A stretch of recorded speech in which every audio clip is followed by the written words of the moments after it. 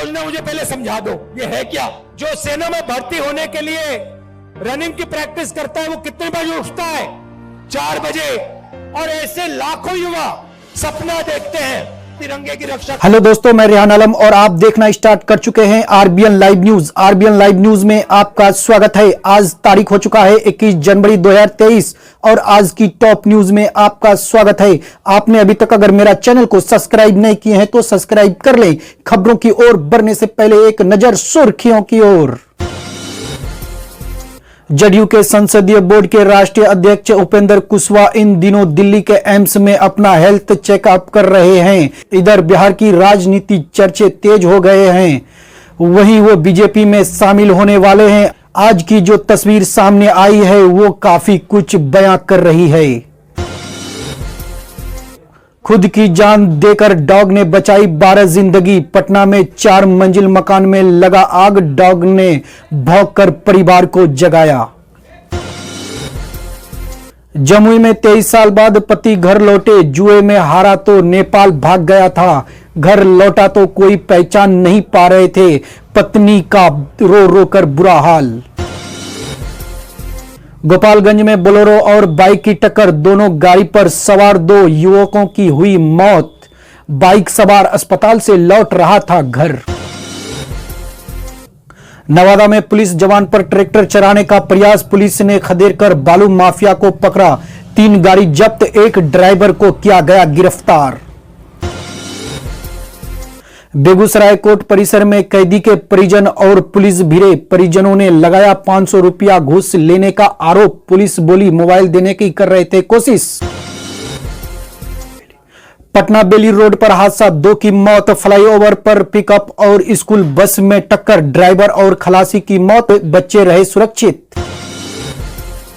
जाति आधारित गणना पर फिलहाल बिहार सरकार को राहत, सुप्रीम कोर्ट ने याचिकाकर्ता से हाईकोर्ट जाने के लिए कहा। नोटिफिकेशन रद्द करने की मांग थी।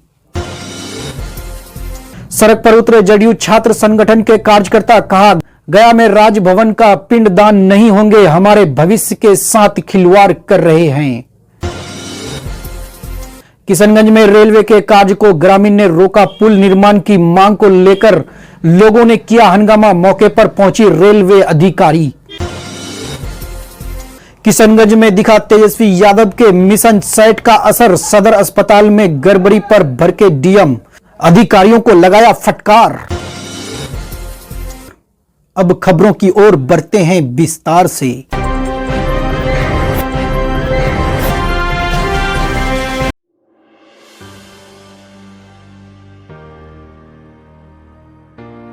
ये अग्निवीर योजना मुझे पहले समझा दो, ये है क्या? जो सेना में भर्ती होने के लिए रनिंग की प्रैक्टिस करता है वो कितने बजे उठता है?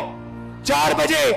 और ऐसे लाखों युवा सपना देखते हैं तिरंगे की रक्षा करने का सपना। उनमें से पहले 80,000, तकरीबन हर साल 80,000 चुने जाते थे। कोई अरुणाचल जाता था, कोई जम्मू कश्मीर, कोई राजस्थान, कोई लद्दाख, कोई ठंड में, रेगिस्तान में, बारिश में अपनी पूरी की पूरी जिंदगी बच्चे, परिवार, माता पिता सब कुछ परे करके बॉर्डर पे जाके खड़ा हो जाता था।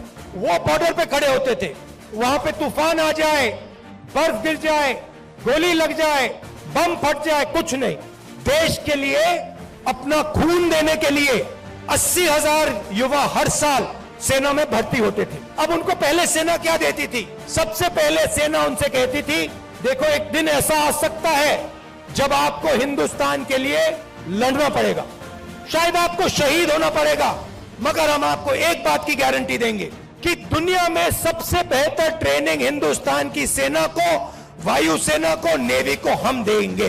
दूसरा वायदा, 15 साल आपको सर्विस मिलेगी।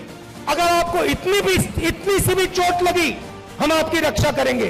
तीसरा वायदा, आपने इस देश के लिए अपना पूरी की पूरी आपने जिंदगी दी, आपने अपने बच्चे दे दिए, माता पिता दे दिए, परिवार दे दिया, अपने सारे के सारे सपने दे दिए इस तिरंगे को रक्षा करने के लिए।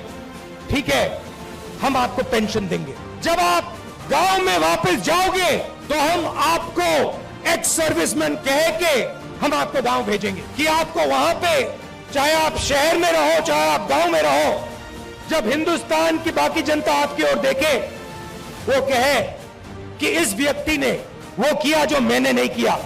इस व्यक्ति ने अपनी जिंदगी इस देश को दी, अपना खून इस देश को दिया, अपने सपने इस देश को दिए, और इसीलिए मैं इस व्यक्ति का आदर करूंगा, इसका रिस्पेक्ट करूंगा। ये 3 वायदे हिंदुस्तान की सरकार, हिंदुस्तान की जनता अपनी सेना, अपनी वायुसेना और अपनी नेवी के हर व्यक्ति को देती। अब अग्निवीर योजना ने ये तीनों के तीनों वायदे तोड़ दिए हैं। अग्निवीर योजना क्या कहती है?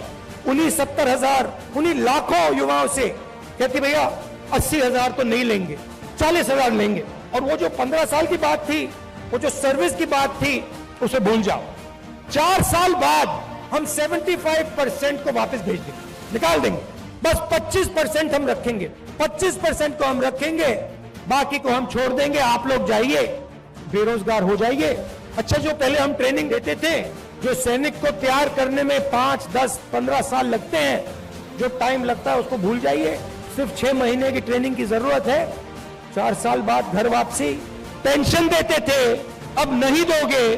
तो ये वायदे नरेंद्र मोदी जी ने और बीजेपी ने तोड़े हैं। जब मैं ये बात उठाता हूं तो कहते हैं मैं सेना के विरोध बात कर रहा हूं, मैं सेना की रक्षा कर रहा हूं, मैं सेना का आदर कर रहा हूं। और भाइयों और बहनों, एक और बात, जब वो युवा सड़क पे दौड़ते हैं, लाखों दौड़े, जब उन्होंने सरकार से कहा सरकार से कि भैया ये अग्निवीर योजना हमें अच्छी नहीं लगी, हम आर्मी में देश की रक्षा करना चाहते हैं, तो फिर सरकार ने क्या किया आप जानते हो? सरकार ने कहा कि इनके अगर चेहरे कैमरा पे आ गए, जो धरना दे रहे थे, अगर इनके चेहरे कैमरा पे आ गए तो इनको कोई सरकारी नौकरी नहीं मिलेगी। और धमकाया उनको कि बाहर मत आओ, अग्निवीर के बारे में सच्चाई मत बोलो, नहीं तो तुम्हें सरकारी रोजगार नहीं मिलेगा। मैं चला हूं, 3000 किलोमीटर चला हूं, वो सारे के सारे युवा मुझसे मिल रहे हैं, सारे के सारे कह रहे हैं कि हमारा सपना तोड़ दिया, हमारा भविष्य बर्बाद कर दिया। छुपाई नहीं जा सकती बात। सेना को 10% हरियाणा लोग देते हैं, आप देते हो। हरियाणा का हर युवा जानता है, अग्निवीर का मतलब हर युवा जानता है, हर सैनिक जानता है, यह सच्चाई है।